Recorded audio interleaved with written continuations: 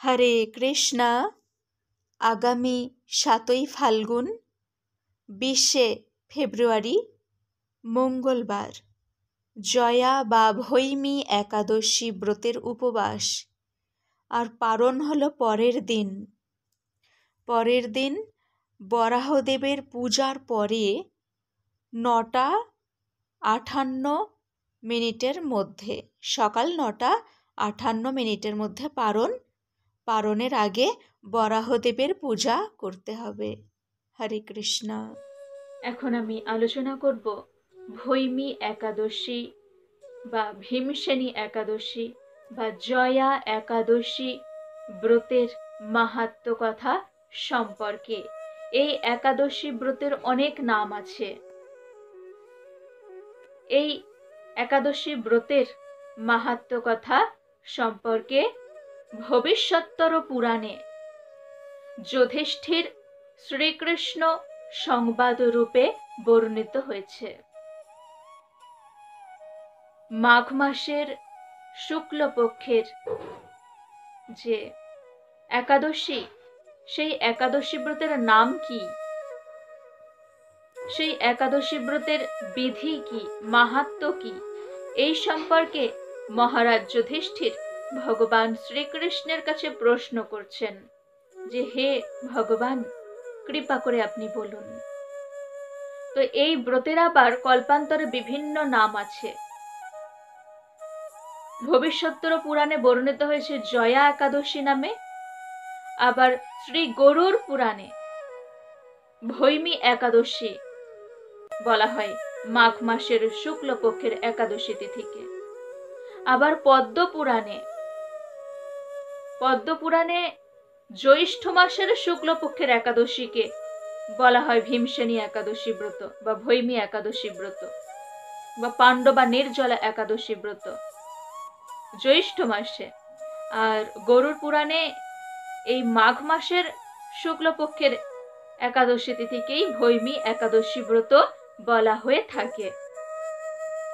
তো ভগবান শ্রীকৃষ্ণকে যখন মহারাজ যুধিষ্ঠির জিজ্ঞাসা করলেন যে মাঘ মাসের শুক্লপক্ষের একাদশী ব্রতের নাম কি, আর কৃপা করে বলুন আপনি এই একাদশী ব্রতের মাহাত্ম্য সম্পর্কে, বিধি কি সেই সম্পর্কে, তখন ভগবান শ্রীকৃষ্ণ বললেন যে, হে মহারাজ, এই একাদশী ব্রত জয়া নামে প্রসিদ্ধা। আর এই একাদশী ব্রত সর্বপাপ বিনাশকারিণী, সর্বশ্রেষ্ঠা, পবিত্রা, সর্বকাম ও মুক্তি প্রদায়িনী এই একাদশী ব্রত। এই একাদশী ব্রত যারা পালন করে থাকেন নিষ্ঠা সহকারে, তারা কখনো প্রেতত্ব প্রাপ্তি হন না। এই একাদশী ব্রতের সম্পর্কে একটি উপাখ্যান আছে, সেটি এখন বর্ণনা করছি, আপনি তা শ্রবণ করুন। আর এই একাদশী ব্রতের মাহাত্ম্য কথা সম্পর্কে শ্রবণ করলে যিনি বর্ণনা করেন এবং যিনি শ্রবণ করেন উভয়েই অগ্নিষ্টম যজ্ঞের ফল লাভ করে থাকেন। তাই আমাদের প্রত্যেকের এই একাদশী ব্রতের মাহাত্ম্য কথা শ্রবণ করা উচিত। ভগবান বলছেন যে এক সময় স্বর্গলোকে সবাই খুব আনন্দেই বসবাস করতে লাগলেন। সকল অপ্সরা, গন্ধর্ব সবাই খুব আনন্দেই বসবাস করছেন। তো দেবরাজ ইন্দ্র পারিজাত পুষ্পশোভিত যে উদ্যান আছে, সেখানে অপ্সরাদেরকে সবাইকে নির্দেশ দিলেন যে খুব সুন্দরভাবে নৃত্য করতে। অপ্সরারা খুব সুন্দর নৃত্য করতে পারেন, আর গন্ধর্বরা খুব সুন্দর গান করতে পারেন। তো নৃত্য গীতের আয়োজন, আসর বসেছে সেখানে। দেবরাজ ইন্দ্র তিনি খুব আনন্দ পাচ্ছেন। সেখানে বিখ্যাত গন্ধর্বরা উপস্থিত আছেন। পুষ্পদত্ত, চিত্রসেন নামে যে গন্ধর্বরা ওনারা আছেন। তো এখানে এক কাণ্ড হয়। কেমন কাণ্ড? এই চিত্রসেনের পত্নী মালিনী মালিনী দেবী, আর চিত্রসেনের কন্যা হচ্ছে পুষ্পবন্তী। আর এদিকে পুষ্পদত্ত নামে যে গন্ধর্ব, ওনার পুত্রের নাম মাল্যবান। তো এই পুষ্পদত্ত নামে গন্ধর্বের পুত্র মাল্যবানের সাথে আর এই চিত্রসেন আর মালিনী দেবীর যে কন্যা পুষ্পবন্তীর দুজনের বেশ ভালো সম্পর্ক হয়ে যায়, একে অপরকে দেখে ভালো লাগে। এবার পুষ্পবন্তী এমন বারবার কটাক্ষ দৃষ্টির দ্বারা এই মাল্যবানের মন জয় করে নেয়, মাল্যবানকে বশীভূত করে ফেলে। তো মাল্যবান আর পুষ্পবন্তী দুজনেরই এই নৃত্য করতে করতে চিত্ত বিভ্রান্ত হয়ে যায়, একে অপরের প্রতি দৃষ্টিবদ্ধ অবস্থা থাকে, মানে দুজনে দুজনের দিকে তাকিয়ে আছে। এবারে একটা আসর বসেছে, সেখানে খুব সুন্দরভাবে নৃত্য গীতের আয়োজন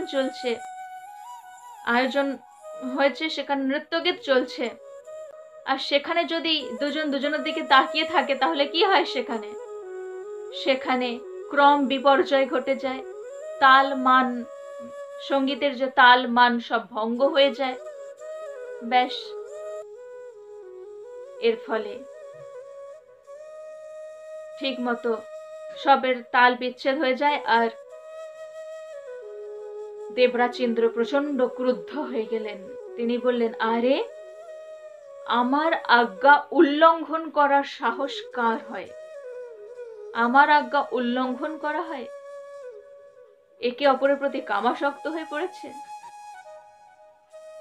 এদেরকে এখানে আর রাখলেই হবে না, স্বর্গে আর রাখবো না বলে দেবরাজেন্দ্র অভিশাপ দিয়ে দিলেন, যাও তোমরা পিশাচ যোনি প্রাপ্ত হও, পিশাচ যোনি প্রাপ্ত হয়ে দুঃখ কষ্ট ভোগ করতে থাকো, যাও। দুজনে পিশাচ যোনি প্রাপ্ত হয়ে যায়, হিমালয়ে অবস্থান করতে থাকে। হিমালয়ে প্রচন্ড শীত, সেখানে খুব দুঃখ কষ্ট ভোগ করতে থাকে, খুব কষ্ট পায় দুজনে, এত কষ্ট পায় যে বলার মতো না। সেই কষ্টে তাদের আহার নিদ্রা সব চলে যায়, আর তাদের যে পূর্ব স্মৃতি সব ভ্রষ্ট হয়ে যায়। তারা খুব কষ্ট পায়, আর দুজনে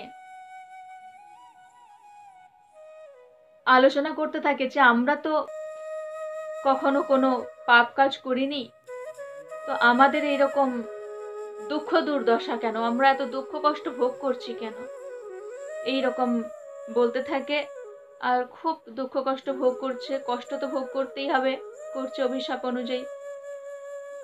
কিন্তু কোনো পুণ্যকর্মের ফলে একসময় কি হয়, মাঘ মাসের শুক্লপক্ষের জয়া একাদশী তিথি উপস্থিত হয়। মাঘ মাসের শুক্লপক্ষের জয়া একাদশী তিথিতে কোনো পুণ্যকর্মের ফলে তারা উপবাস থেকে যায়। এত শীত, আর তারা এতটা দুর্বল হয়ে পড়েছে সেখানে, যে এত দুর্বল হয়ে পড়েছে আর কোনো কিছু সেদিন আর আহারই করেনি, অনাহারে সেদিন দিন কাটে। আর প্রচন্ড শীতে রাত্রিতে আর ঘুমাতে পারেনি, অনিদ্রায়, অনাহারে অনিদ্রায় সেই দিনটা কেটে যায়। অসত্য বৃক্ষের তলায় তারা ওই দিনটা অনাহারে অনিদ্রায় কাটায়। আর এই যে অনাহারে অনিদ্রায় থাকে, সেদিনটা যেহেতু মাঘ মাসের শুক্লপক্ষের জয়া একাদশী তিথি ছিল, তাই তাদের একাদশী ব্রত, জয়া একাদশী ব্রত পালন করা হয়ে যায়। আর জয়া একাদশী ব্রত পালন যেহেতু হয়ে গেছে, পরের দিন দ্বাদশী, সূর্যোদয় যখন দ্বাদশী তিথি শুরু হয়, তো তখন ভগবানের কৃপা বর্ষিত হয় দুজনের ওপর, পুষ্পবন্তী আর মাল্যবানের ওপর। যখন ভগবানের কৃপা বর্ষিত হয়, তখন সমস্ত পাপ তাপ দূর হয়ে যায়। একাদশী ব্রতের ফলের প্রভাবে পাপ তাপ দূর হয়ে যায়। দুজনের যে পূর্বের দিব্য রূপ, সেই দিব্য রূপ পুনরায় ফিরে পায়। দিব্য রূপ ফিরে পেয়ে সমস্ত দুঃখ কষ্ট থেকে মুক্ত হয়ে স্বর্গলোকে ফিরে যায়। স্বর্গে তাদেরকে যখন দেবরাজ ইন্দ্র দেখতে পেলেন, তখন তিনি বললেন, আরে পুষ্পবন্তী আর মাল্যবান, তোমরা এখানে কি করে এলে? আমার অভিশাপ থেকে কে তোমাদেরকে মুক্ত করলো? তখন পুষ্পবন্তী মাল্যবান সব কথা বর্ণনা করে যে আমরা মাঘ মাসের শুক্লপক্ষের যে জয়া একাদশী, এই একাদশী ব্রত অজান্তেই পালন করে ফেলেছি, আর সেই জন্য আমাদের সমস্ত দুঃখ কষ্ট দূর হয়ে গেছে, আর আমরা আবার পুনরায় দিব্য দেহ লাভ করে এখানে এসেছি। দেবরাজ ইন্দ্র খুব আনন্দিত হলেন এবং তিনি বললেন যে যারা একাদশী ব্রত পালন করেন তারা তো আমার পূজনীয়, অবশ্যই আমি তাদের পূজা করি। আর তিনি দুজনকে অমৃত পান করালেন এবং বললেন যে তোমরা দুজনে এখানে সুখে বসবাস করো, তোমরা স্বর্গে সুখে বসবাস করতে পারবে এবারে। বলে অভিশাপ থেকে মুক্ত হয়ে দিব্য দেহ লাভ করে স্বর্গে বসবাস করতে লাগলো দুজনে। এইভাবে ভগবান এই ব্রতের সম্পর্কে আলোচনা করলেন। তিনি আরো বললেন যে হে মহারাজ যুধিষ্ঠির, এই একাদশী ব্রত ব্রহ্ম হত্যার পাপকেও বিনাশ করে দেয়। ব্রহ্ম হত্যা করলে যা পাপ হয় সেই পাপও দূর হয়ে যায় এই একাদশী ব্রতের প্রভাবে। এমনকি সর্বদান করলে যে ফল লাভ হয়, এই জয়া একাদশী ব্রত পালন করলে সে সর্ব দানের ফল লাভ হয়ে থাকে। সকল যজ্ঞ এবং সকল তীর্থের পুণ্য ফল লাভ করা যায়, আর অবশেষে মহা আনন্দে অনন্তকাল বৈকুণ্ঠে বসবাস করার সুযোগ লাভ হয়। আর এই একাদশী ব্রতের মাহাত্ম্য কথা যিনি বর্ণনা করেন এবং যিনি শ্রবণ করেন, উভয়েই তো অগ্নিষ্টম যজ্ঞের ফল লাভ করে থাকেন। এই ব্রত সবাই নিষ্ঠা সহকারে পালন করুন, সকল দুঃখ দুর্দশা দূর হয়ে যাবে, সমস্ত পাপ তাপ দূর হয়ে যাবে, সকল যজ্ঞের ফল লাভ হবে, সর্বদানের ফল লাভ হবে, সকল তীর্থক্ষেত্রে ভ্রমণের যে পুণ্য ফল সেই পুণ্য ফল লাভ হবে এবং মহা আনন্দে বৈকুণ্ঠ ধাম প্রাপ্ত হওয়া যাবে।